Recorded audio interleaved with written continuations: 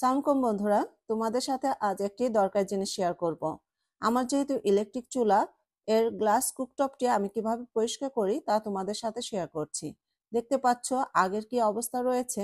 এখন আমি এর উপরে লন্ড্রি ডিটারজেন্ট ছড়িয়ে দিলাম পরিমাণ মতো।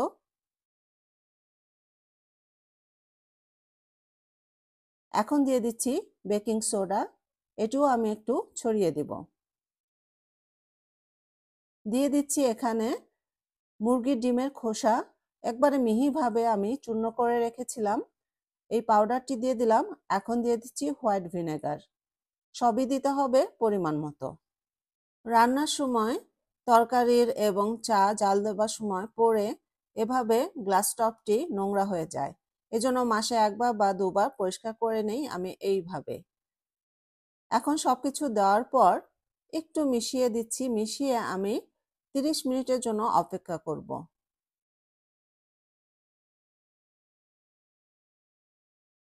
30 মিনিট পর থালা বাসন ওয়াশ করে যেসব ব্রাশ দিয়ে সেগুলো দিয়ে এখন আমি আস্তে আস্তে ঘষে ঘষে পরিষ্কার করব।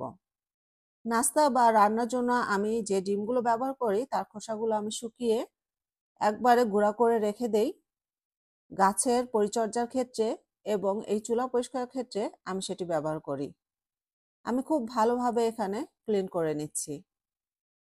গ্লাস কুকটপটি পরিষ্কার করার জন্য বিভিন্ন রকম পদ্ধতি রয়েছে, তো আমি এভাবে ক্লিন করে থাকি মাঝে মাঝে। যদি তোমাদের ভালো লাগে করতে পারো।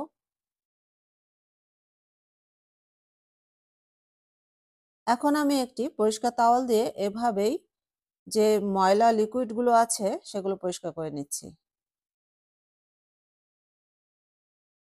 এরপর পরিষ্কার পানি দিয়ে তাওয়ালটি ধুয়ে আমি কয়েকবার মুছে নিব।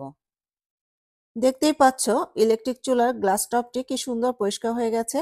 সবাই অনেক ভালো থাকবে। আল্লাহ হাফেজ।